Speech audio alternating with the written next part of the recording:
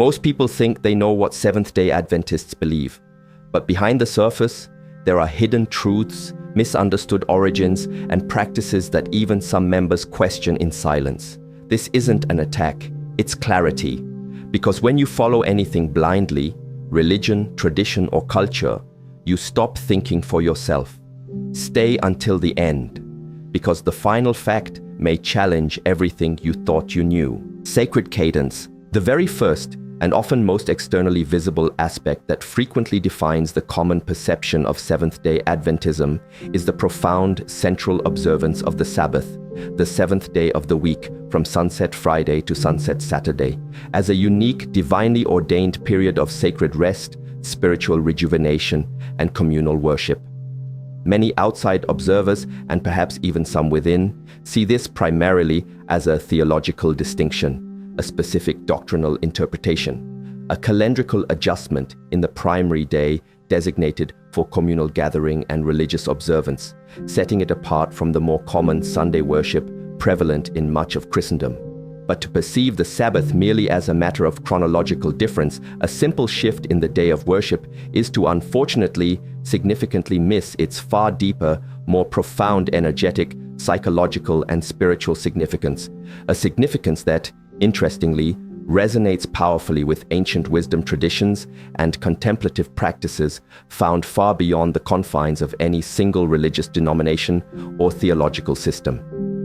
This dedicated weekly practice at its spiritual core is intended to be a conscious, deliberate alignment with a sacred cosmic cadence, an inherent universal rhythm of purposeful activity followed by profound restorative stillness, a rhythm that mirrors the very breath of creation, the ebb and flow of life itself. In a modern world that relentlessly, almost pathologically, prioritizes constant, often frenetic doing, that ceaselessly demands endless productivity, that glorifies perpetual external engagement and connectivity, the conscious, courageous choice to completely, intentionally step out of this overwhelming, often depleting current for a full, uninterrupted 24-hour cycle each week is, in itself, a truly radical act of profound spiritual sovereignty and courageous self-care.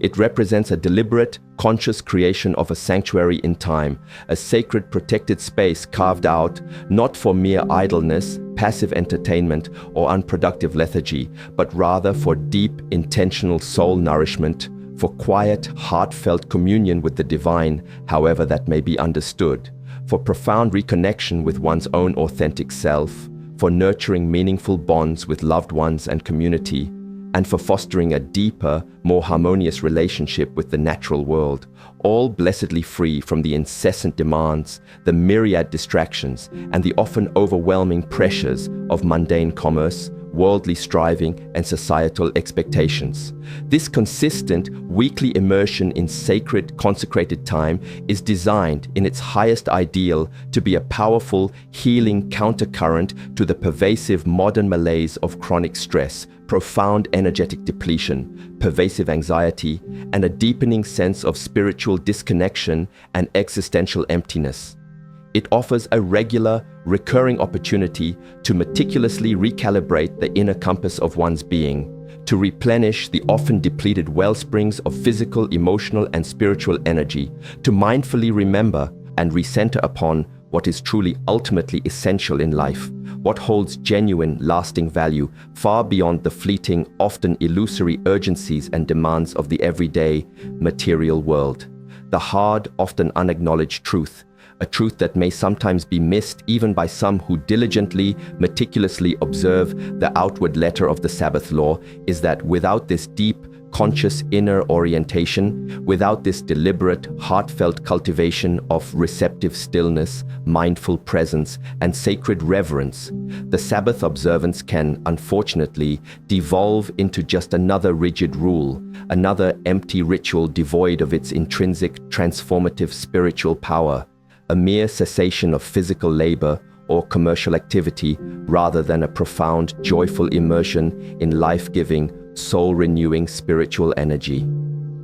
The true, vibrant essence of the Sabbath lies not primarily in what activities are refrained from, but far more significantly in what positive, life-affirming qualities of being are wholeheartedly, consciously, and joyfully embraced, cultivated, and experienced within that precious, sacred space of temporal sanctuary.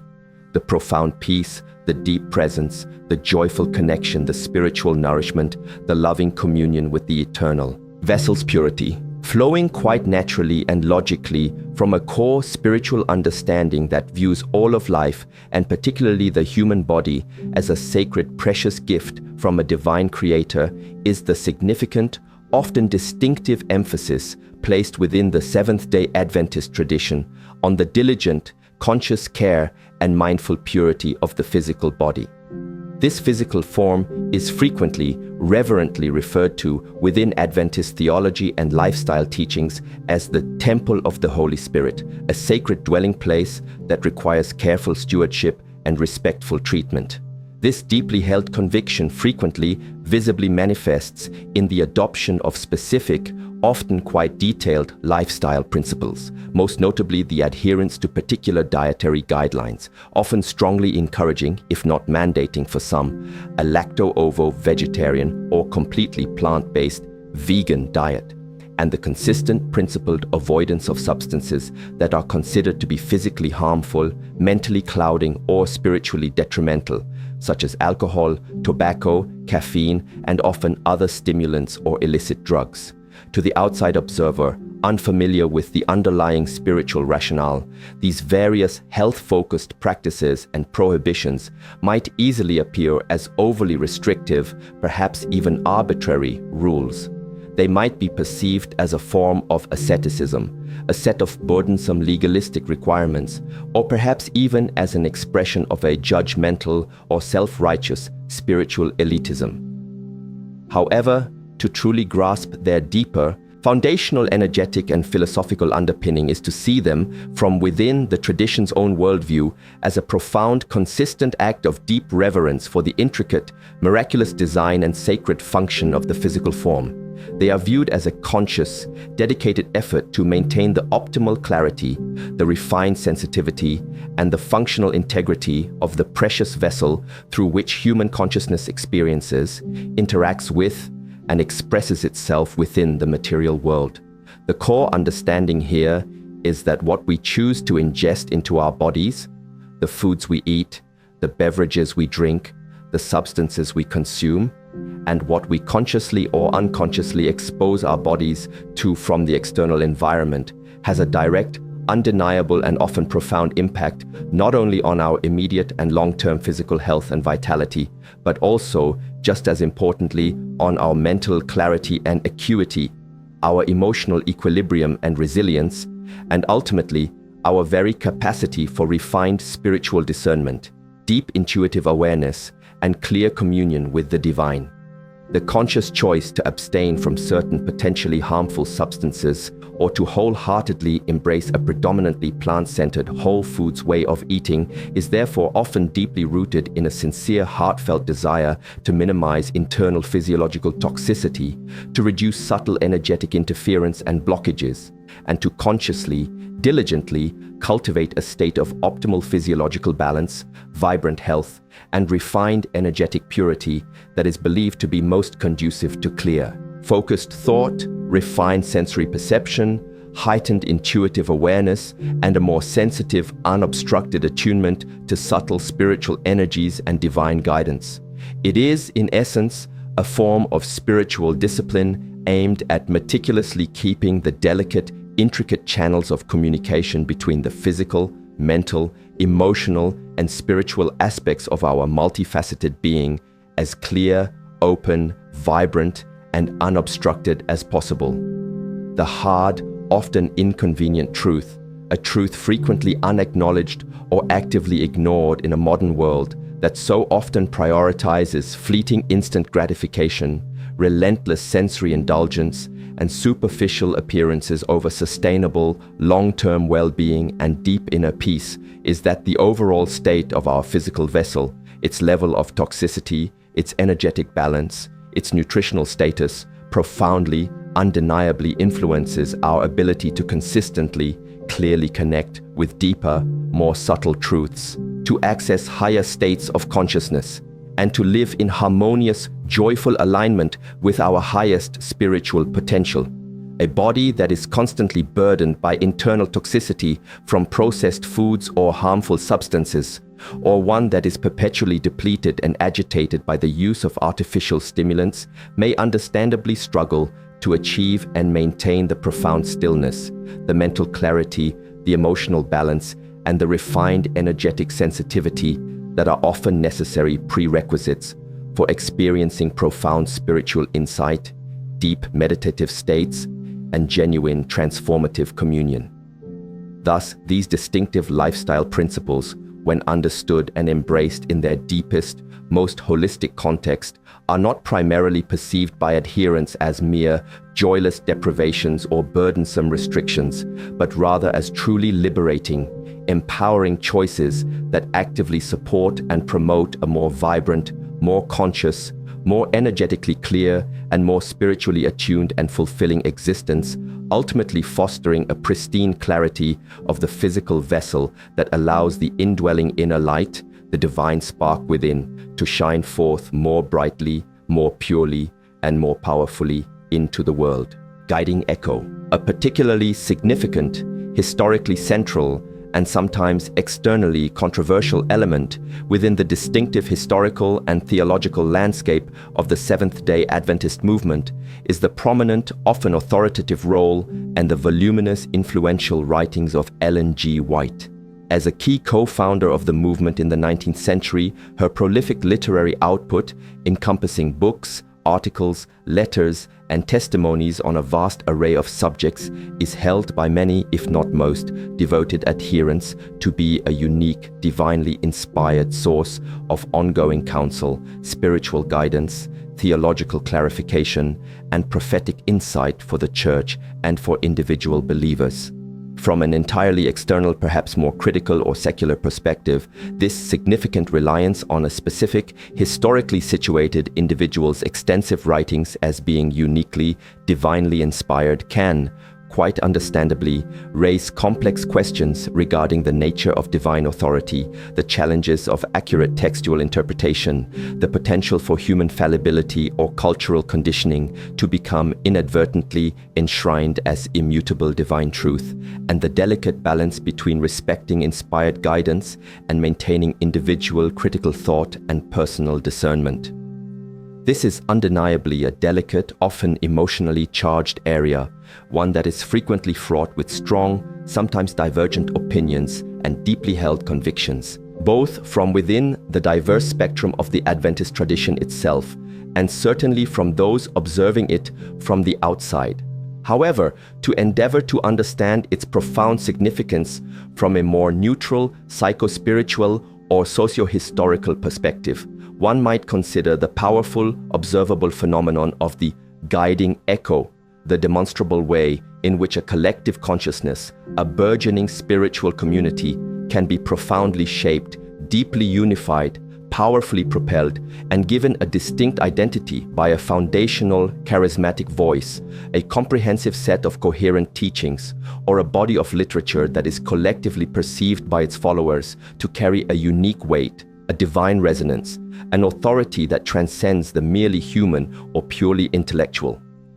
Regardless of one's personal belief or theological stance concerning the ultimate, supernatural source or precise nature of such perceived inspiration, the tangible historical impact of Ellen G. White's writings on the definitive formation of the Seventh-day Adventist identity, its distinct ethical framework, its characteristic lifestyle principles, its comprehensive institutional structures, including its global network of schools, hospitals, and publishing houses, and its worldwide evangelistic and humanitarian mission is absolutely, undeniably profound and far-reaching. These extensive texts have, for over a century and a half, provided a common theological language, a shared overarching narrative of cosmic history and prophecy, a detailed practical blueprint for Christian living, and a powerful source of inspiration and motivation that has guided, shaped, and sustained generations of Adventists across diverse cultures and continents.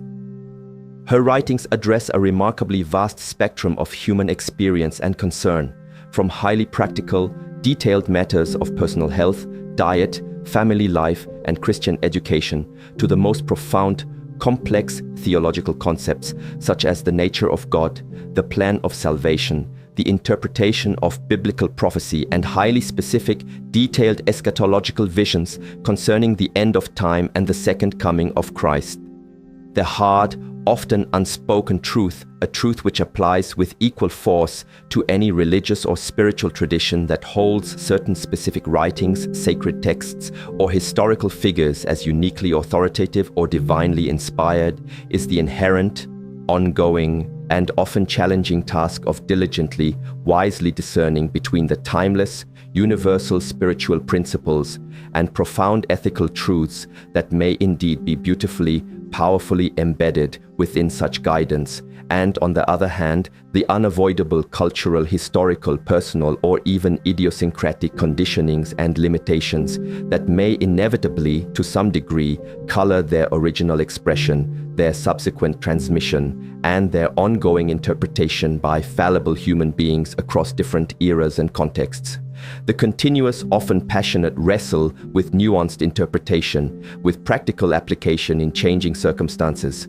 and with the crucial, delicate distinction between immutable divine principle and mutable human element is a dynamic, living tension that often exists, sometimes quietly and subtly beneath the surface, sometimes more openly and contentiously within such spiritually focused faith communities. Understanding this powerful guiding echo within Adventism therefore requires, at minimum, a respectful acknowledgement of its profound, undeniable formative power and its ongoing central influence within the tradition,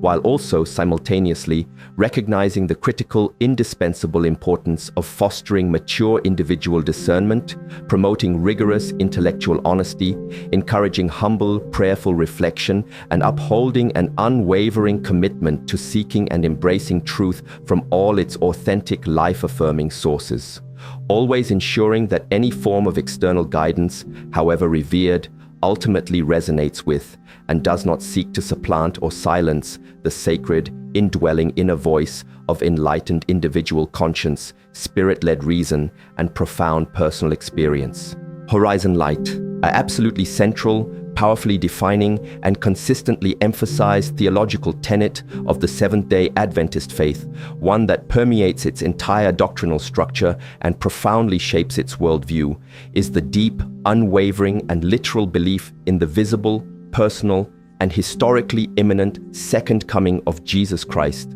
the glorious Advent from which the denomination itself derives its distinctive name. This is not, for the devout Adventist, a vague, distant, metaphorical hope for some general future betterment of humanity, nor is it merely a symbolic representation of Christ's spiritual presence in the world. It is, rather, a deeply held core conviction, a foundational pillar of faith that Christ will physically, literally return to this earth in glory to bring an end to sin, suffering, and death, to resurrect the righteous dead, to translate the living righteous, and to establish his eternal kingdom of peace and perfection.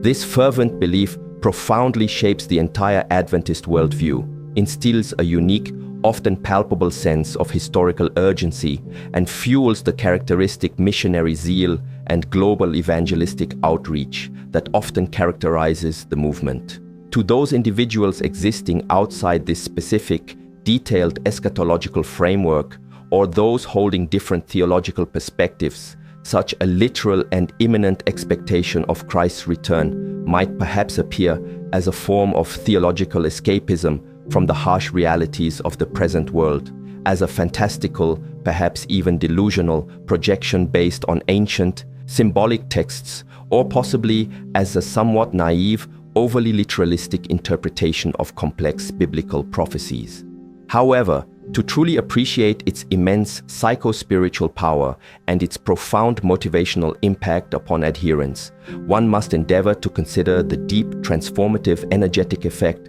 of consistently living with what might be termed a horizon light,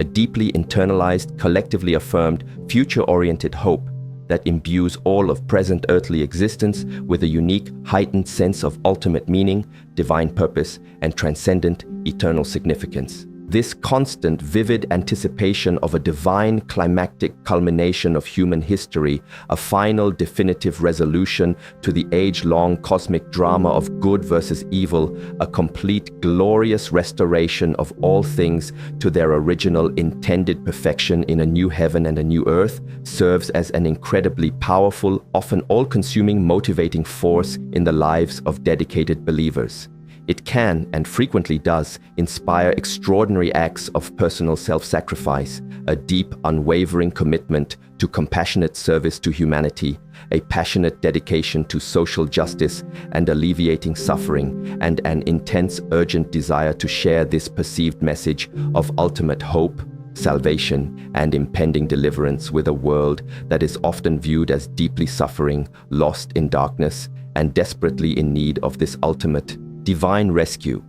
This ever-present horizon light can also foster a profound sense of detachment from the purely material, ephemeral, transient values and pursuits of the secular world, and instead cultivate a steadfast primary focus on eternal spiritual realities, on character development, and on preparation for the anticipated kingdom to come. It profoundly shapes ethical choices, personal lifestyle priorities, and the careful, prayerful allocation of personal and collective resources, both individual and institutional, towards ends that are deemed to have eternal rather than merely temporal value.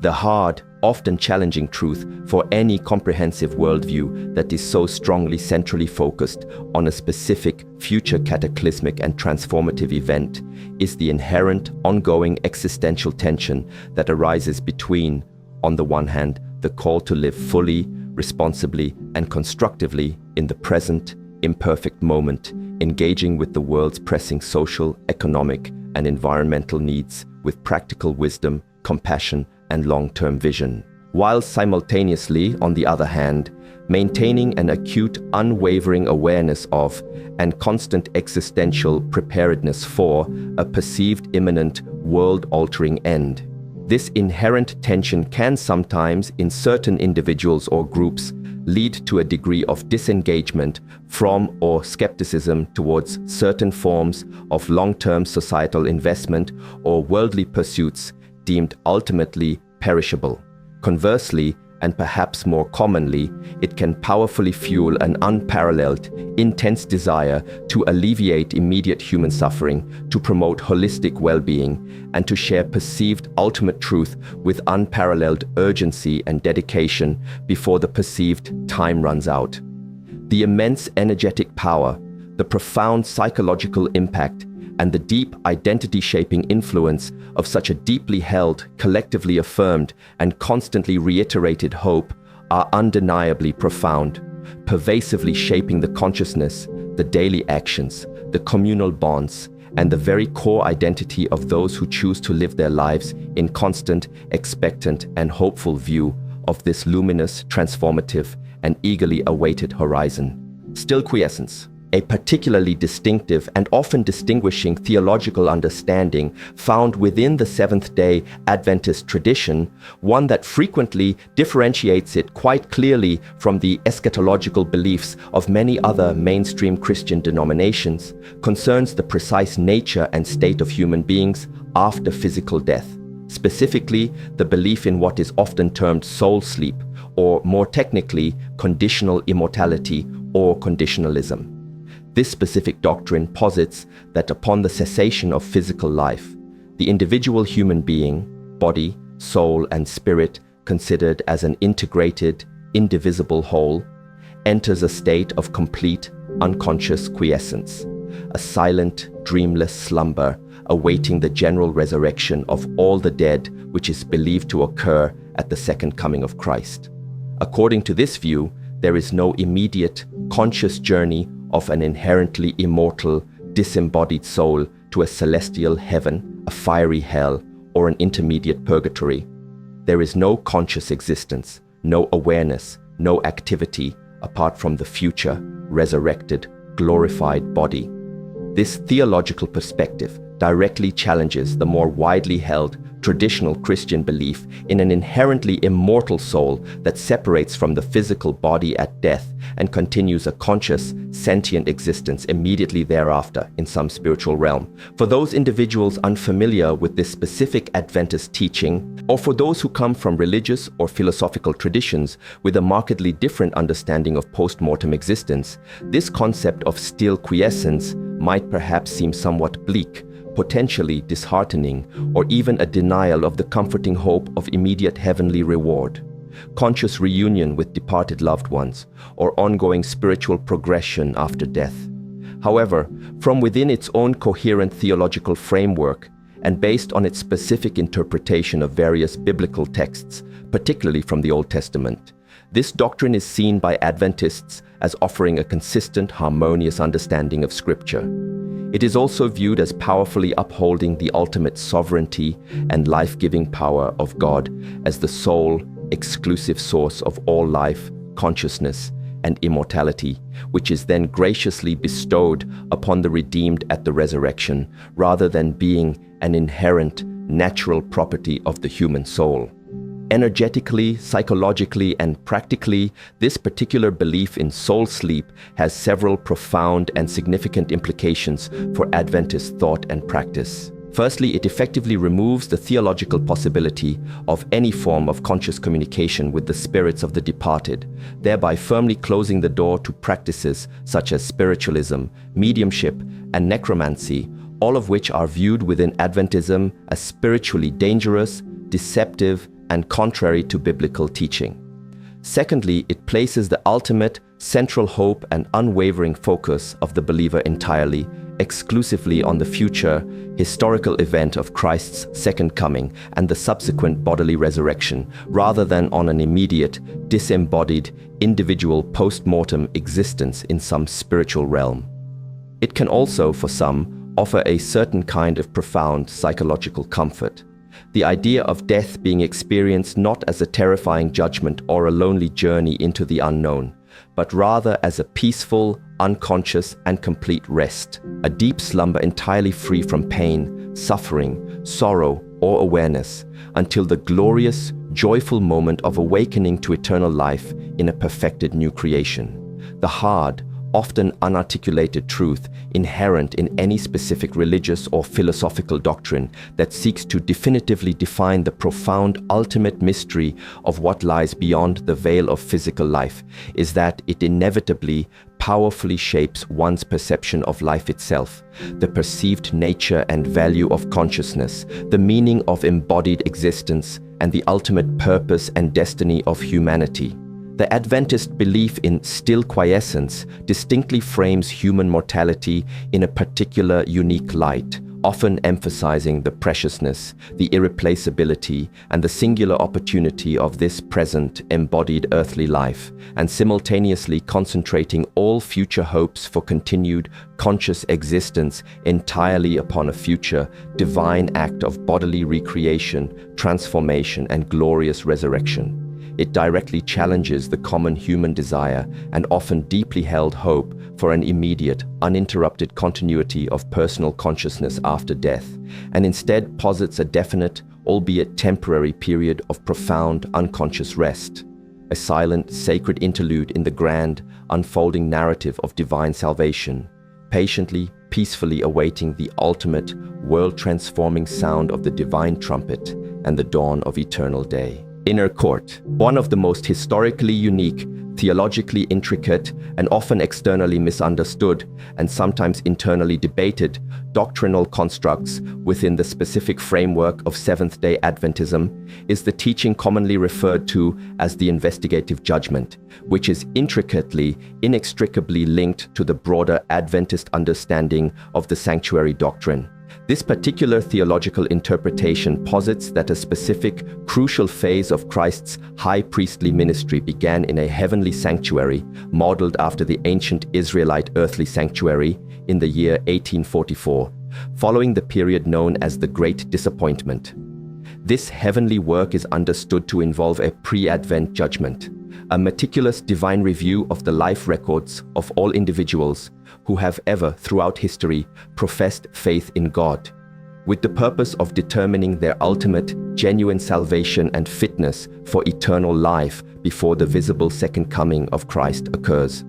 To those individuals existing outside the Adventist tradition, or even to some with different theological leanings within broader Christianity, this highly specific, date-centered concept, with its intricate typology and detailed prophetic interpretations, can often appear unusually complex, perhaps overly speculative, and potentially lacking clear, direct, unambiguous biblical support in the precise way it has been historically formulated and articulated by Adventist theologians. It has undeniably been a source of significant internal theological discussion, debate, and re-evaluation, as well as considerable external critique throughout much of Adventist history. However, to approach this distinctive doctrine from a more symbolic, phenomenological, or psychospiritual perspective, one might perhaps perceive it as reflecting a deep, almost universal human intuition concerning concepts of ultimate divine accountability, the inexorable outworking of the moral principle of energetic cause and effect, karma in some traditions, playing out on a vast cosmic scale, and the profound inherent necessity of some form of inner purification, spiritual transformation, or existential alignment before any being can fully, harmoniously enter into a state of ultimate, unveiled divine presence and eternal communion. The powerful, evocative concept of a divine inner court, a heavenly tribunal where the entirety of a life is meticulously, lovingly yet justly examined, not merely by its outward visible deeds and accomplishments, but more significantly, by the deepest, often hidden motives of the heart, the secret intentions of the will, the subtle trajectories of character development, resonates deeply with the innate human conscience's intuitive sense of ultimate justice, fairness, and truth, as well as with the soul's profound, often unspoken yearning for ultimate truth, perfect righteousness, and complete, harmonious alignment with the divine will. This specific doctrine, for those within the Adventist faith who fully, sincerely embrace it, can serve to foster a profound, ongoing sense of moral seriousness and spiritual vigilance, a meticulous, dedicated attention to the details of character development and holy living, and a deep, abiding awareness of living one's entire life, in every thought, word, and deed, as seeing Him who is invisible, under the loving yet discerning gaze of a holy God. It powerfully emphasizes the crucial importance of the ongoing, lifelong process of sanctification, the necessity of daily, moment-by-moment surrender of the personal will to the divine will, and the absolutely vital importance of consistently living in a close, dynamic, and transformative moment-by-moment connection with the divine through prayer, study, and obedience. The hard, often challenging truth, with such a highly specific, detailed, and potentially exacting eschatological and judgmental framework, is the inherent potential for it, if misunderstood or misapplied, to inadvertently foster deep spiritual anxiety, a paralyzing scrupulosity, or a pervasive, debilitating sense of never being good enough, of constantly falling short of a perfect divine standard, especially if this doctrine is not consistently, powerfully balanced by an equally profound, experiential understanding and embrace of God's infinite grace, unconditional love, complete forgiveness through Christ, and the full assurance of salvation by faith. The delicate, crucial theological tension between divine judgment and divine mercy, between human moral responsibility and divine sovereign initiative, between earnest striving for holiness and peaceful resting in grace, is a vital, ongoing balance that must be carefully, prayerfully maintained within this particular theological understanding. The concept of the inner court can indeed be a powerful catalyst for profound, life-changing self-examination, leading to deeper humility, greater self-awareness, and a more profound, trusting reliance on divine aid and empowerment. Or, conversely, it can unfortunately become a heavy source of spiritual insecurity, fear, and legalistic striving if the primary emphasis on achieving personal righteousness through meticulous obedience inadvertently overshadows the foundational, liberating assurance of redemptive grace through faith alone. Understanding its true impact requires acknowledging its immense power to shape a uniquely meticulous spiritual discipline, a profound sense of accountability, and a constant, heightened awareness of living one's entire life before a cosmic, all-seeing, yet ultimately loving and merciful discerning gaze.